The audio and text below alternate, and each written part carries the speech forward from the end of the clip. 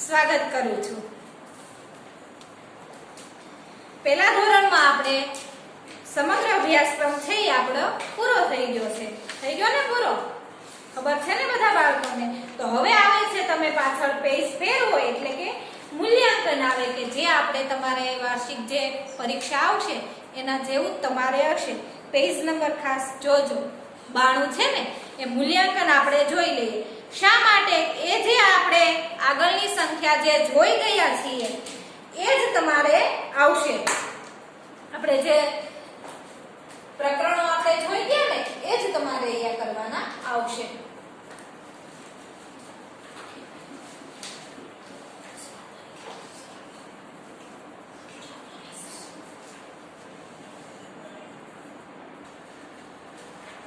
જો મૂલ્યાંકનની અંદર તમને અહીંયા ખાલી જગ્યા આપેલી છે, 9 ખાલી જગ્યા તમને અહીંયા આપેલી છે। આપણું પેપર પણ આવી જ રીતના આવશે, એટલે કે આમાં પૂછ્યું એવું ન હોય પણ અલગ પ્રશ્ન હોય।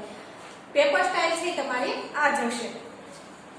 ખાલી જગ્યા પૂરો, 9 ખાલી જગ્યા છે, બધી ખાલી જગ્યા મેં અહીંયા લખી નાખી છે।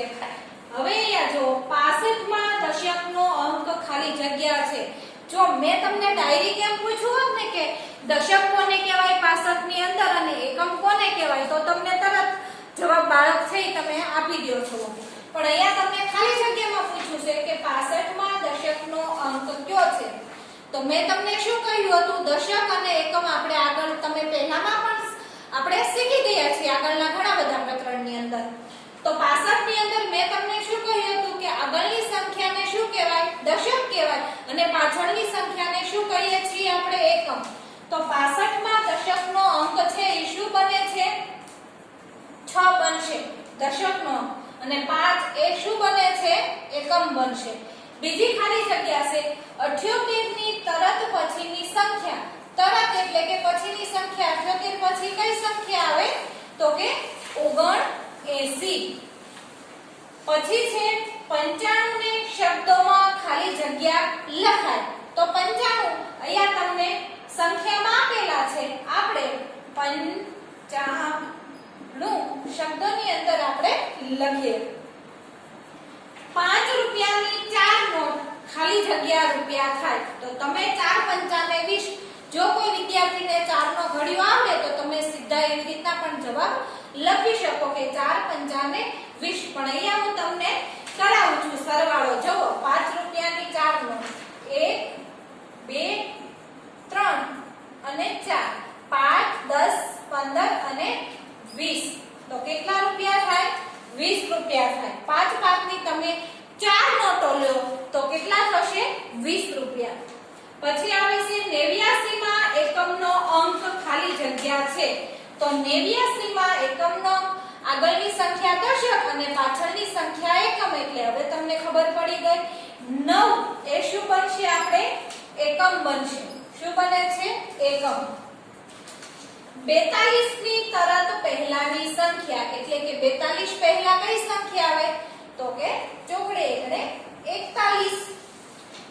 સાતમી 74 ને અંકની અંદર લખો। અહીંયા તમને 74 શબ્દોમાં આપેલા છે, સાતડે ચોકડે 74। 10 રૂપિયાની 10 રૂપિયાના 7 સિક્કા ખાલી જગ્યા થાય। હવે 10 ના સિક્કા ચાલતા નથી, પણ પહેલા મેં તમને બતાવેલા હતા। 10 રૂપિયાના 7 સિક્કા એટલે 70 રૂપિયા। 5 દશક અને 8 એકમ એટલે ખાલી જગ્યા। કેટલા થશે? આ 5 અને 8 ને ભેગા કરીએ એટલે કેટલા થશે? 58 થશે। કેટલા થશે? દશક અને એકમ આ બંનેને આપણે ભેગા કર્યા એટલે આપણને અહીંયા જવાબ મળ્યો છે 58। નીચે જોવો, સૌથી મોટી સંખ્યા ફરતે ગોળ એ બધી જ સંખ્યાઓ મેં અહીંયા લખી નાખી છે। અહીંયા નીચે તમને આપેલી એ બધી જ સંખ્યાઓ મેં અહીંયા લખી છે। સૌથી મોટી સંખ્યા પર ગોળ કરવાનું કર્યું છે। તો 58, 85 અને 80 આમાંથી મોટી સંખ્યા કઈ બને છે? 80। 8 મીંડે 80, તો એ કઈ થઈ? મોટી સંખ્યા થઈ। 62, 64 અને 26 એ ત્રણેયમાંથી કઈ સંખ્યા મોટી થશે? તો કે 64. નીચે જો સૌથી નાની સંખ્યા ફરતે ત્રિકોણ કરો તો 32, 23 અને 30. તો સામાન્ય છે કે 23 એ નાની સંખ્યા બને. 48, 49, 47 આ ત્રણેયમાંથી નાની સંખ્યા 47 કઈ આવશે? 47.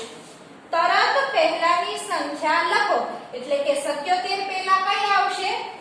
76 અને 94 પહેલા 93. તરત પછીની સંખ્યા લખો એટલે કે 27 પછી 28 અને 61 પછી 62. તો સમજાઈ ગયું બધાને?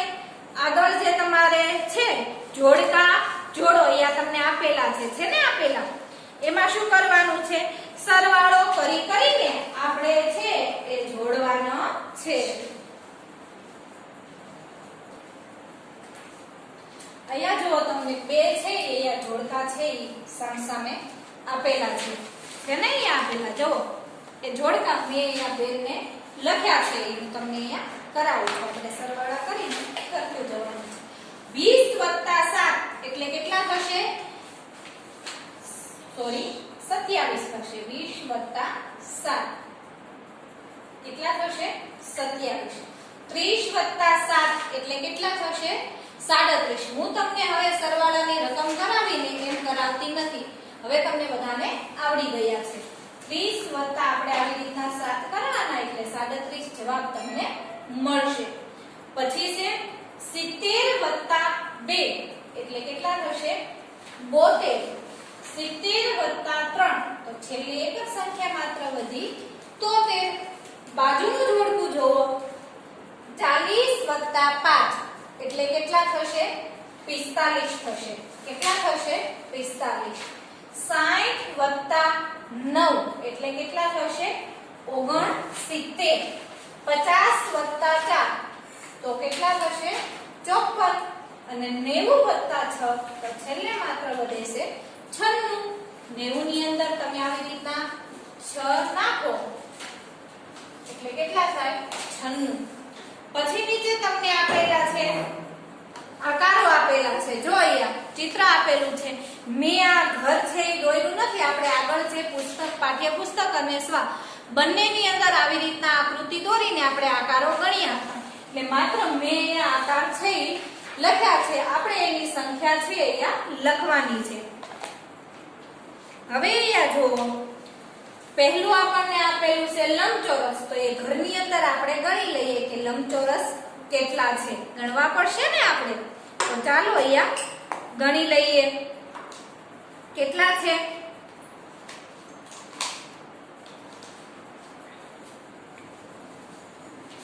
જોયા 1 2 પછી આ બંને ઘર 3 4 5 અને 6 કેટલા થયા? 6 થયા. તમારે જાતે પણ કરવાના છે. તો આપણે એ લંબચોરસની અંદર 6 કરીએ. પછી આપેલું છે ત્રિકોણ છે. તો ત્રિકોણ આપણે જોઈ લઈએ એ પણ કેટલા થયા. તો અહીંયા ઉપર કેટલા છે? આ 1 અને 2. જો ઘરની ઉપરની ટોચ આપેલી છે ને 1 2. પછી અહીંયા આવી રીતના બંને સામસામે જોડેલા છે 3 અને 4. કેટલા થયા ત્રિકોણ? 4. પછી આવે છે ગોળ છે. તો ગોળ પડ્યા છે નીચે જુઓ 1 2 3 4 વચ્ચે 5 6 7. કેટલા થયા? 7. અને છેલ્લે છે ચોરસ. તો બાકી જે વધે એટલા ચોરસ હશે. કેટલા છે? 1 અને 2. કેટલા છે? માત્ર 2 જ ચોરસ છે. તો સૌથી ઓછા આકાર કયો થયો? આપણે લંબચોરસ થયો. હવે આવે છે નીચે તમને નીચે આપેલા નામોમાં મ કેટલી વાર આવે છે અને ર કેટલી વાર આવે છે. આપણે આ શબ્દોની અંદર બંનેના નામ છે વર્ણ આપણે જોવાના છે અને એની સંખ્યા આપણે અહીંયા લખવાની છે. પહેલા આપણને પૂછો છે નીચે આપેલા નામોમાં મ કેટલી વાર આવે છે એ આપણે અહીંયા લખી લઈએ. આ 6 નામ આપેલા છે એની અંદર પહેલા મને ગણી લઈએ.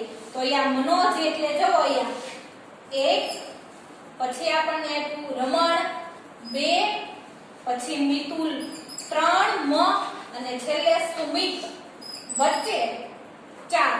કેટલી વખત મ આવે છે? 4 વાર. એ તમારે અહીંયા લખવાનું છે. રાહુલમાં તો મ નથી. પછી ર કયો છે? તો અહીંયા મનોજ છે એમાં તો છે નહીં. સુરેશમાં 1, રમણ 2, પછી રાહુલ 3. તો માત્ર 3 વખત છે એ ર વર્ણ આવે છે. સમજાઈ ગયું ને? અહીંયા જુઓ નીચે ખાલી જગ્યા તમને આપેલી છે ને આપેલી. હવે નીચે જુઓ મણકા આપણે ગણવાના છે એની સંખ્યા અહીંયા ચોરસ ખાનામાં લખવાની છે. તમને પણ અહીંયા બંને ચોરસ ખાના આપેલા છે. તો અહીંયા દરેક મણકામાં કેટલા કેટલા હોય છે? 10. ઈ તો હવે તમને બધાને ખબર પડી ગઈ છે. પડી ગઈ છે ને? તો 10, 20, 30, 40. 40 ની અંદર આપણે આ 4 છે. 41, 42, 43 અને 44. તો એ 44 આપણે અહીંયા લખીએ. પછી અહીંયા 10, 10, 10. મેં આવી રીતના ફરકા ટપકા નથી કર્યા. અંદર એની સંખ્યા છે એ હું તમને લખીને દઉં છું એટલે તમને ખબર પડે કે એક મણકામાં કેટલી છે? 10 સમાયેલા છે. તો 10, 20, 30, 40. અને છૂટા કેટલા મણકા છે? તો 41, 42, 43, 44, 45 અને 46. તો આપણે અહીંયા 46 કરીએ. સમજાઈ ગયું? હવે આવે છે તમે પાછળ તમે પેજ ફેરવો, પેટર્ન આગળ વધારો. જો ઘણા બાળકોને મેં ટેસ્ટમાં પેટર્ન પૂછી હતી તો આવડી નહોતી એટલે ખાસ તમારે ધ્યાન અહીંયા રાખવાનું છે. તમે અહીંયા જુઓ પેટર્ન તમને આપેલી છે તો તમારે અહીંયા પેટર્નમાં શું કરવાનું છે? એકદમ સરળ છે. પહેલા તમને અહીંયા ત્રિકોણ આપી ગોળ, પછી ઉલટું કેવી રીતના છે? ઊંધું ત્રિકોણ છે, ફરી પાછું ગોળ, ત્રિકોણ અને ગોળ. તો અહીંયા તમારે શું આવશે? ત્રિકોણ, ગોળ, ઊંધું ત્રિકોણ, ગોળ, ત્રિકોણ અને ગોળ. તો અહીંયા તમારે શું આવશે? ગોળ પછી અહીંયા જુઓ ત્રિકોણ આવ્યું, ત્રિકોણ પછી ગોળ, ફરી પાછું ત્રિકોણ, ફરી પાછું અહીંયા ગોળ અને ફરી પાછું અહીંયા તમારે શું આવશે? ગોળ પછી તમારે શું આવશે? અહીંયા ત્રિકોણ આવશે. શું આવશે? ત્રિકોણ આવશે.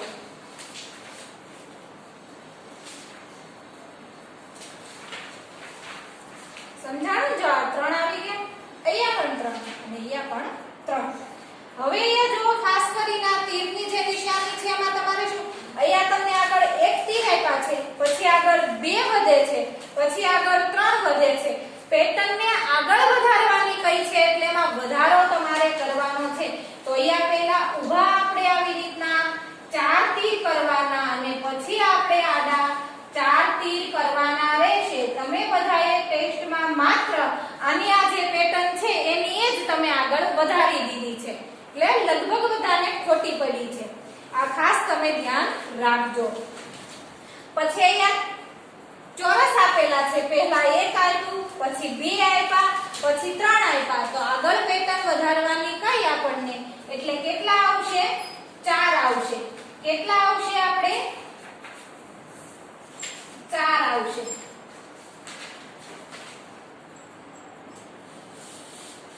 અને છેલ્લે છે તમને શૂન્ય મીંડા એવા મણકા આપેલા છે. અહીંયા 5 છે. જો 1, 2, 3, 4 અને 5. પછી ઘટતા ગયા છે 1, 2, 3, 4, 1, 2, 3, 1 અને 2. તો અહીંયા કેટલું આવશે? માત્ર 1 જ આવશે. સમજાઈ ગયું બધાને? નીચે જોવો તમને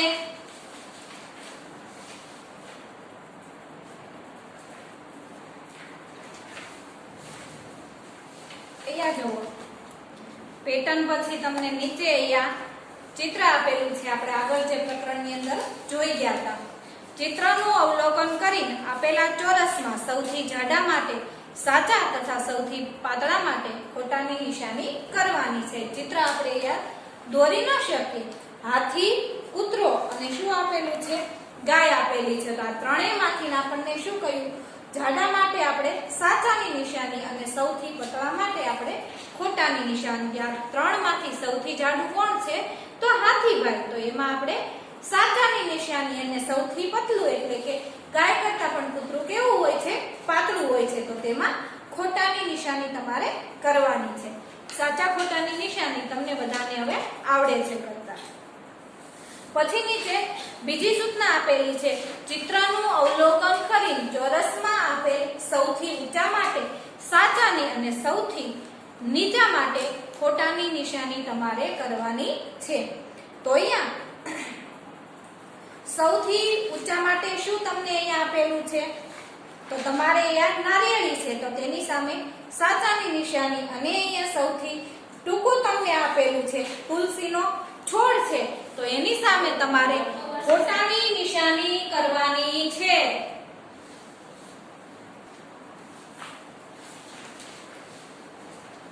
પછી જુઓ બાજુમાં તમને ચિત્રનું અવલોકન કરીને આપેલ ચોરસમાં સૌથી ભાર માટે એટલે કે ભારે માટે નીચે તીરની નિશાની કરવાની છે અને હલકા માટે આપણે ઉપર તીરની નિશાની કરવાની છે.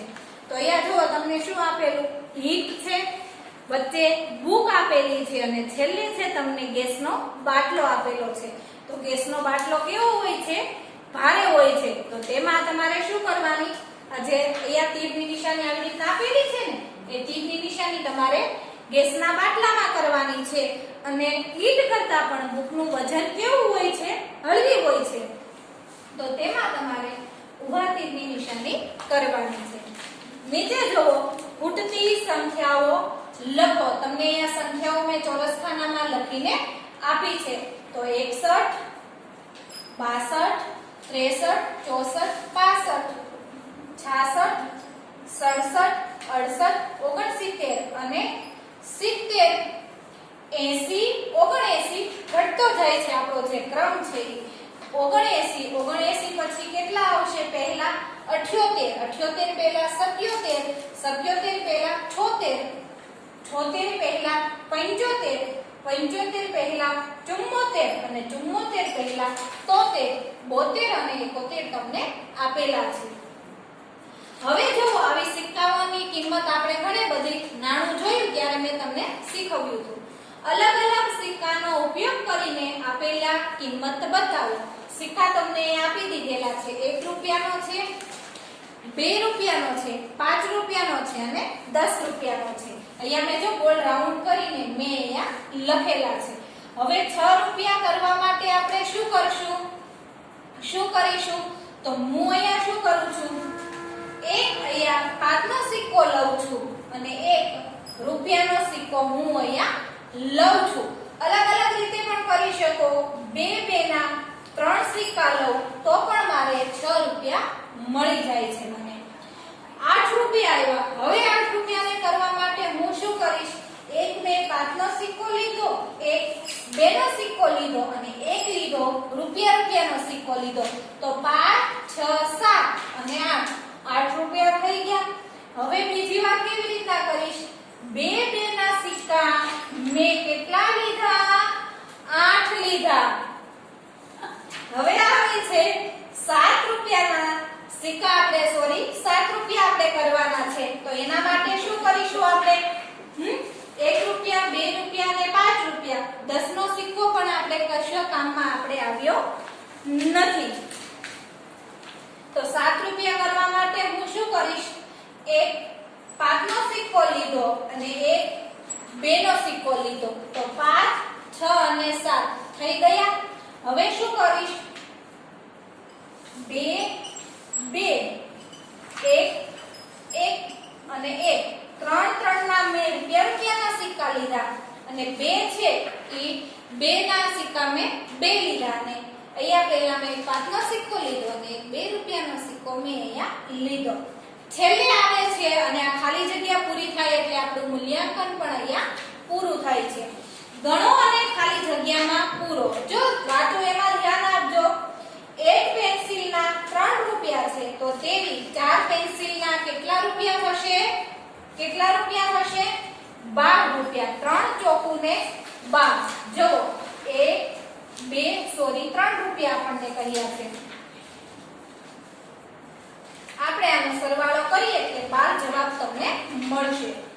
બે આઈસ્ક્રીમના 10 રૂપિયા, તો તેવી 4 આઈસ્ક્રીમના કેટલા રૂપિયા થાય? તો એક આઈસ્ક્રીમ કેટલામાં પડી આપણને? 5 રૂપિયામાં. તો એવી 4 આઈસ્ક્રીમના કેટલા થશે? 20 રૂપિયા થશે. કેટલા થશે?